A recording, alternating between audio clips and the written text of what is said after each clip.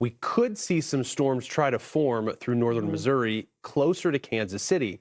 Initially, these aren't going to be severe, but we're looking at 7 p.m. Yeah. The sun's set by now. Right. I mean, our days are getting shorter and shorter. So this isn't a heat-driven, diurnally driven event. It's going to be all about the winds. Watch what happens as we head into the evening. Some storms start to pop off, including down in Oklahoma. Yeah, oftentimes when you get into these late night, early morning hours, you start to see some of the enhancement with the low level jet, and that can lead to maybe some of that intensification of some of the storms. It feeds it a little bit of that energy and that moisture to be able to pop off in these late hours when you don't have the diurnal heating on your side.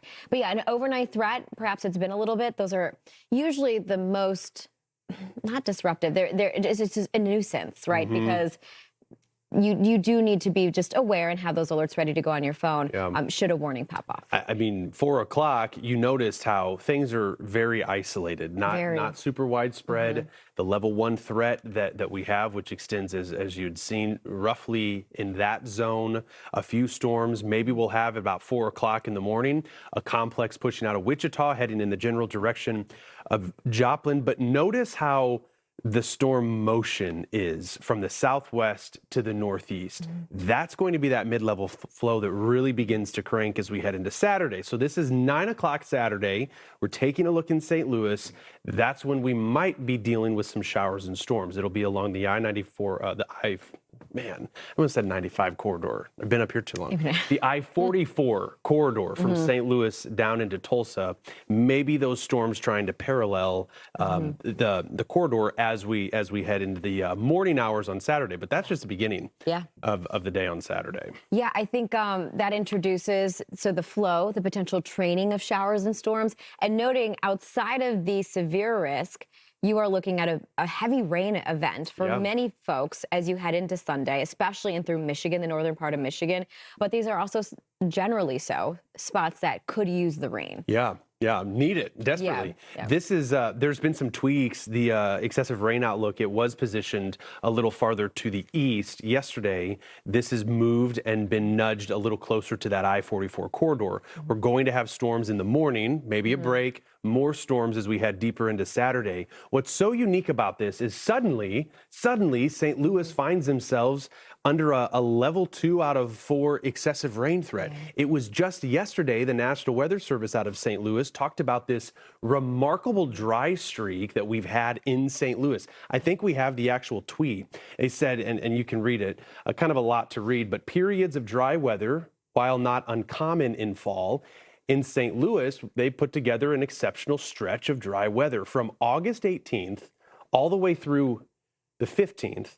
Only 0.78 inches of rain has fallen, the second driest period in the 150 years of records. And what's wild is that the driest period was only 0.02 of an inch different from 1897, 0.76 inches. So this has been a streak of some really dry conditions, as has been evident by the lack of mowing. I remember you. I remember you noting that everything, all the lawns are dry and brown and a little bit more brittle and haven't needed to be cut. Yep. I mean, think about it. You had all of September with no rain, really, and then a little bit of August and a little bit of October. That's wild. It's a long day, and you've got a great sunrise this morning in St. Louis. So what are we going to see on Saturday? That's really the day that we need to pay attention to, because the level 2 threat that we have, the slight risk that's been put out by the Storm Prediction Center, has expanded for Saturday. And that expansion that we've seen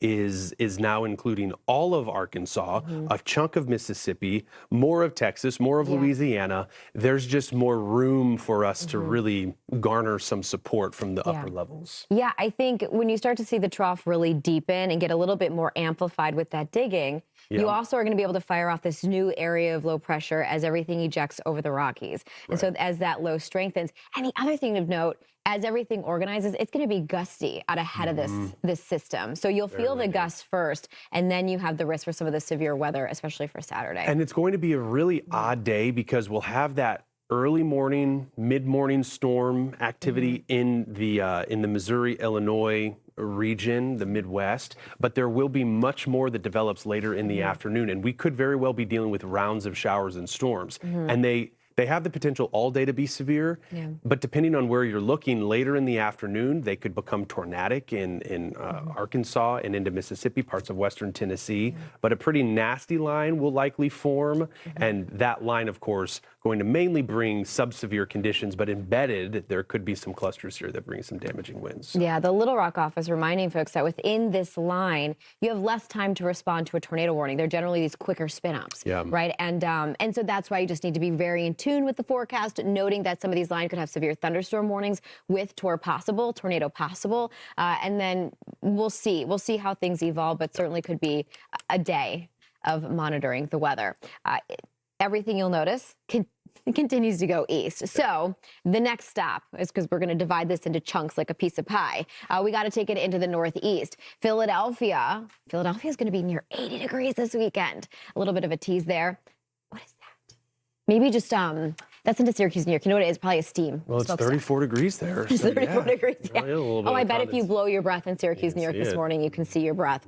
But it is chilly in the Northeast this morning, right? A very chilly start to the day. We had these areas of frost advisories, freeze alerts scattered throughout the Northeast and into New England. But the story changes as you get into Sunday and Monday, because everything is on the move, right, out of the west. So notice for Sunday and Monday, it's not the freeze concerns we have, it's the rain concern, and that's why we have a flood threat, a 1 out of 4. Yeah, leave the freeze concerns to this morning to yesterday morning and the morning before that. It's been chilly. But the fact that we've been about a week, it'll be a week removed from some of the rain, I mean, that's a decent period of just some dry weather. Since the nor'easter. Yeah. Boston had seen quite a bit of rain, so we get a little bit of a break. I still think, wow, that's a lot of green. I think that it's going to, mainly for the 95 corridor, be a decent day on Sunday, right? Yeah, most of Sunday should be fine. It's going to be breezy. You'll start to feel the wind pick up on Saturday. It's a south wind, and that's what's going to help crank up those temperatures for Saturday. Sunday, the rain moves in, but it looks like most of Sunday, at least if you're closer to the I-95 and especially east of it, the rain holds off to maybe late Sunday or early Monday. But carrying it with us into Monday, there will be a temperature change behind this front for everybody. It'll be drier, less humid and cooler. Noting the winds for Saturday, you start to see them creep up just a little bit. But look at the winds that are coming out of, Pittsburgh and Buffalo Sunday afternoon. Yeah, and look at that low over the Great Lakes. It's going to be very windy Saturday and Sunday from Michigan. I was looking at some of those wind potentials. But yeah, wind we can manage. Yeah, this type of wind. This type of wind we can manage. If depending on how we see things by Sunday into Monday and maybe Tuesday, but mostly Monday, how things behave just off the coast, we could have that onshore push. Yeah. So there might be some concerns that we have. That low made me think of through the Great Lakes, clipper season.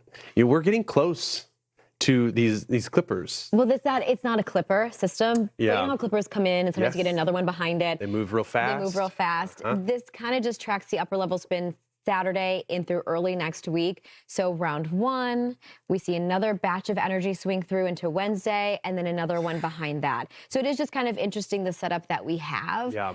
It's going to be a little bit of a roller coaster ride. So Monday and then into the middle part of next week, we'll be following this for you. But